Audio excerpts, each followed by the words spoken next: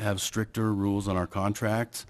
We need to send some of our people to classes. Federal government people have to take classes on writing contracts. My wife actually is a contract and budget analyst for the federal government, and she said, you know, when somebody goes over project time or goes over time on a project for the federal government, they have to pay a penalty, and that's built into the contract.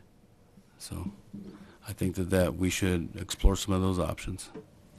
Okay, thank you, Mr. Sjogren. Can you repeat the question? Sure, it was the three pressing issues you're aware of facing the city and how you would approach them. And the original question said, you know, in the next 5 years, but you know, you can put whatever time element you want on that. So 3 top issues in your response. Okay, I've done a lot of walking the last month and a half. Met a lot of the constituents of Ward 3. It's been a lot of fun. And I'd say the top 3 that I've come up with is they feel that there's a insurgence of crime, personal crime. They feel like our meth issue is starting to slip away from us. And, you know, being a city councilman, I can't do anything except for support the mayor. And I'll support her in any way I can to fight that. I'll support our first responders 100% to make sure that happens. Second is our infrastructure. I almost took a picture last week of a pothole. And this is a unique pothole because it was filled in this winter. It's about 3 feet deep. We got to make sure that we do things right the first time and not do them wrong 10 times and spend the same money over and over and over again. Our costs continue to escalate, and you know, I'm sick of seeing our dollars wasted. And then the third is economic strength. This is coming from a lot of small businesses. You know, our storefronts are changing. Amazon, online shopping, I mean, it's kind of changing the way that people do business. We need to educate our people and, you know, get them up to snuff on how business is emerging right now. We need to train our businesses to work with that. You know, an old adage is give a man a fish, he eats for a day. Teach him to fish and he can always feed his family. You know, I believe in that 100%. We need to work with our small businesses and our business community to make it happen. Thank you. Okay, thank you. Dr. Aldrich.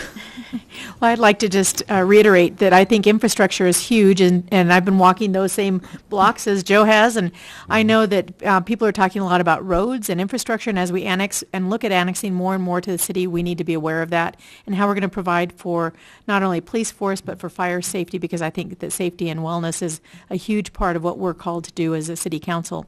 Secondly, I'd like to have us take a look at I believe in Fight the Blight, but I don't believe in doing it on the backs of the taxpayers. And I don't believe in amenities that we can't afford to maintain. And so I think that we need to first and foremost take care of the infrastructure, the necessary infrastructure, and then take a look at what we can do to change or add to the quality of life here in Cheyenne. And lastly, I just want to really work on civility and compassion. I don't think that giving people an eviction notice in the middle of January to vacate substandard housing is compassionate. It has nothing to do with a compassion agreement or statement. What it has to do is with human beings in our community that are fellow citizens. And I just think that government is not exclusive of compassion nor civility, and that we need to have it happen in our community. Okay, thank you. So that ends the questioning, but does anyone want to take 15 seconds to add or comment further? And if not, Yes. Oh, I'm sorry. Go ahead. Just to add, one of the questions is how to fund the priorities. And Fire Station number 5, in my opinion, should not wait until the next six-penny ballot. And we can't seem to have a special election in order to make that happen. So I would like to suggest a no or low interest loan from the state in order to get that project up and running.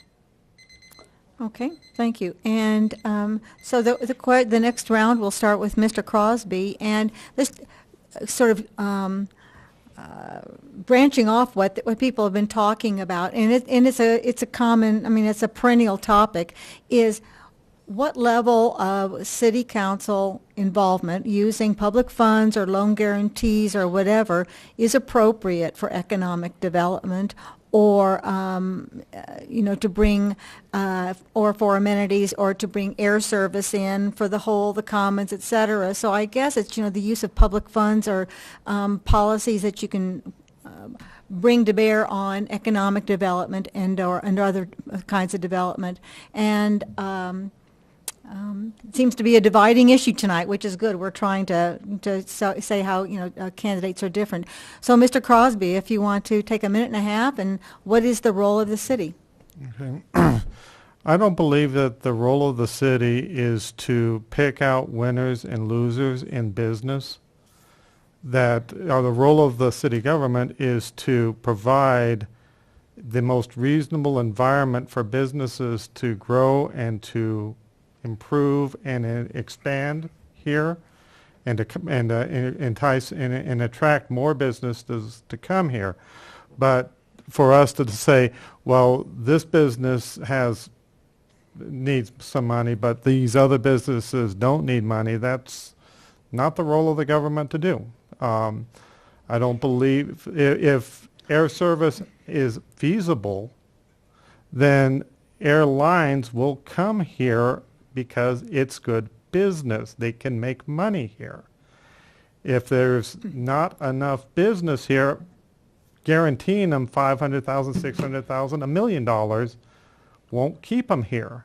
They will eventually take our money and go away like they have done 2 or 3 times already. Thank you. Okay, thank you. Mr. Escabel. Briefly, just to address the airport issue that I had heard earlier, that the state was kind of trying to strong-arm the city into putting up or shutting up, and we probably should shut up, because as at the state, the state uses that airport more than any other entity in this community. And they're the ones that probably have more to lose by that airport not having a carrier there. So if first off, it should be federal grants, and then second, it should be the state. Third, the county, but the city probably really should stay out of that. As for the downtown, if you want to tie in revenue to infrastructure, the name Cheyenne is a legendary name, and we're not taking advantage of that. With tourism, it should be more than just 1 week out of the year. And the way to do that is to try and bring vibrancy back to our downtown. And it's not picking winners and losers between one company over another. Everybody would have the opportunity to come to the downtown and start a business, and it would be on a first come, first served basis. So if the city is going to succeed, then we need to take advantage of the opportunities that we have in front of us, and I believe we haven't been doing that. Okay, thank you. Dr. Quick. I think as you want far to as repeat the question, or do you have sort of the... you sure repeat it. It's good. Well, Go ahead, please. well, what is the role of a city government to use public funds or loan guarantees or other things that they can bring to bear for economic development, to develop projects, bring in an air carrier or whatever, to all intended to help the economy? I think that there are a lot of things that the city government can do to help all of those things, but they don't involve spending city money. That's just really it. There's a lot of things that the city can do as far as streamlining permitting processes and negotiating with the property owners that are downtown. Really, that's why a lot of those places are empty, is because those property owners don't really care that they're empty. They want to charge huge rents for those places. So, as far as the air service goes, I agree with pretty much everybody else that's up here that, if an airline wanted to be here as a business, if it was attractive, they would be here. And there's no magic dollar amount that we can put on that to ensure them to succeed. They'll either make money or they'll lose money. And if they're losing money, we'll continue to give them our money to lose. So I don't think that subsidizing them is a good idea. Okay, thank you. Mr. Sjogren. Okay. I believe it's kind of a multi-pronged question there. I believe as far as downtown, one of the biggest issues we have down there is our transition center. Nobody wants to go shop and be harassed. They come in from other places, and I think we need to keep that place safe. In that same token, I believe every business should have the same fair opportunity to have a business in Cheyenne. Fairness needs to be throughout the board. If the pie lady over in my ward, Ward 3, needs help, should she get a preference over someone in downtown? Absolutely not. Why should it work the other way? The airport, the taxpayers, we voted in a $17 million airport terminal. So now we have to make sure it takes off. So it's kind of a yin and yang. I wasn't in the discussion, but I did not vote for the $17 million terminal. But in the same token, you have to look at the $17 million terminal and try and make it take off. I'd like to address the hole real quick. We just need to do something with it. In my opinion, we need to fill it in. I got a truck outside. I can fill it up with dirt, and we can fill that thing in. We can have grass planted there in 2 weeks. It's something that's won and lost elections for the last 10 years. We just need to get rid of it. It's been an over-talked issue for 10 years. Okay, thank you. Dr. Aldrich. Well, I agree that downtown revitalization is important. The air service is important, but I don't think that it's the city's place to subsidize those. I think there are other things that we can do other than just throwing cash at those problems. I believe that if you read the newspaper last week, some of the downtown businesses said the permitting process is not the cost of the permits, it's the customer service. My gosh, I teach high school and I teach customer service. We can teach city employees to provide customer service in the permitting process. We can assign navigators to each one of those businesses who wants to expand or come to Cheyenne to be accountable to helping get those permit processing, those permits done, and not just passing the buck on which department is currently holding up the permits. I think the downtown hole, we've lived in Rollins and Laramie. Both of those communities have downtown holes that were filled in and made into what they call pocket parks, which it would be a great idea until we can find something else or something better. And it basically was the dirt filled in with grass, park benches, trees, and a nice place for people to take a break in the afternoon, some picnic tables, things like that. I think there's lots of things we could do that are outside the box that would work in our community, and it doesn't always mean cash. Sometimes we give them cash and they cut down our trees. So, for their report. All righty. Ms. Broyles. A couple of things that were just mentioned that I agree with is the ombudsman. Has been some discussion in the past, and I'm not real sure where the city is with that, but I think it's a great idea to have someone who can help people navigate that process. There was also discussion of a one-stop shop, trying to make it easier for developers to get through the process. So I'm in full agreement with some of the statements that have been made here tonight. However, I am a little bit different in that I do believe in public and private partnerships. I think they have been successful in the past, and I think they can continue to be.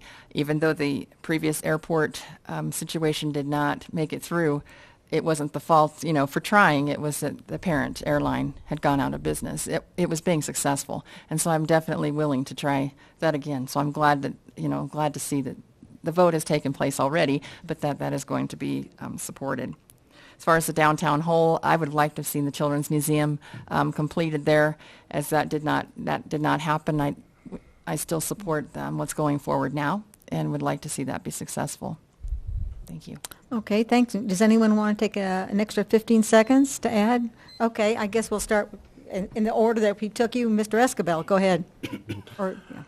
Well, I think it comes down to the basic understanding of sales tax revenue. That's the main source of revenue the municipalities have. So you have to look at what your return on investment is going to be.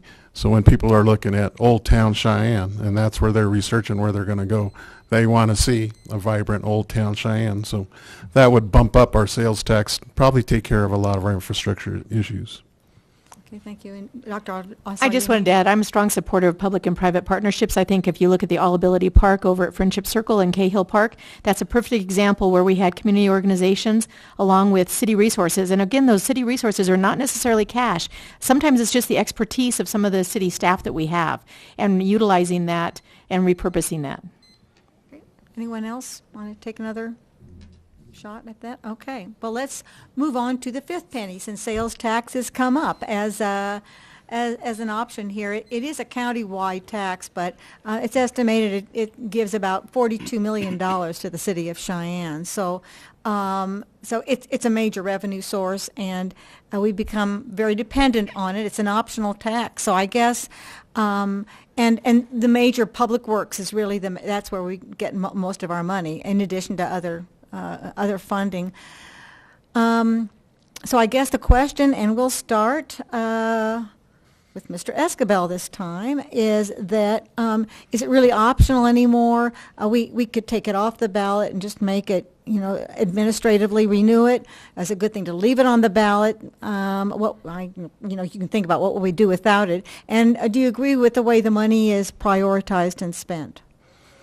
Yeah, I think it's time for it to be administratively done right here at the council level.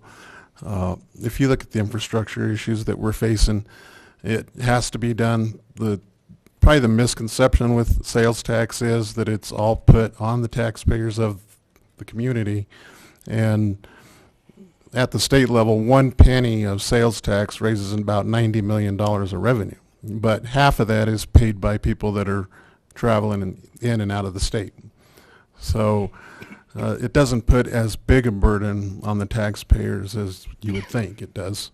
And you elect people to be leaders of your community that are going to make the tough decisions. You don't need to have the citizens go into the ballot box for every little thing that the people you elect should be doing. So it's our job to do that, and I'm not afraid to make the tough decisions. Okay, thank you. Dr. Quick. I disagree. I actually think that it should stay on the ballot. I think that gives the people, control over the government that is actually for the people. The whole purpose of the city government, the county government, the state government is to serve the people that live in those areas. And, that tax being on the ballot, it's been mentioned before that it hasn't failed yet. That's because it's, the people see it being used in a responsible way, what they see. Okay, if it goes administrative, what's to stop anybody from changing how they're using it, and then continuing to keep it there? And then the other part of the question was, do you agree with the allocation of that? All that except revenue? for what I heard earlier about the salaries. I don't believe that the fifth penny tax should have any salaries coming out of it. Okay, thank you. Mr. Shogun. Well, I kind of agree with Jackson there. I support the fifth penny 100%. If we don't have the fifth penny, we'd be up a creek. I also support the voters' right to choose to get the fifth penny. With that said, allocation of it, I believe the fifth penny, we have an 80-20 split right now. I believe it needs to go to 5% or 100% infrastructure. Right now we're getting behind on our infrastructure, and at one point we're going to have to actually need more money or need more taxes, and that is a no-no. That cannot happen, not on this watch. We need to work for and make sure we delegate our money properly. And, giving away our money, I give away a lot of my salary to people. I help a lot of people out, yet that's private. It doesn't need to be from the city side. We need to take care of the city. We need to take care of the city budget. Okay, thank you. Dr. Aldrich.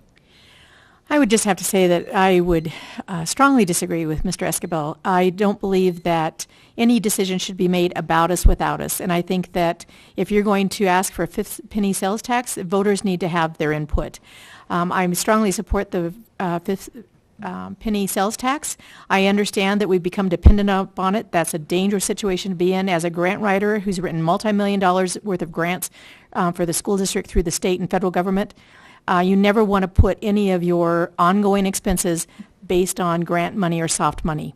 So I would suggest that we look for ways to utilize that money that would be for capital construction, that would be for building that infrastructure, those one-time expenses, and make sure that we do due diligence with that.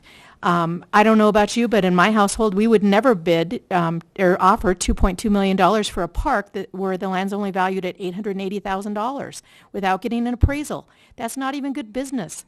So let's do a better job.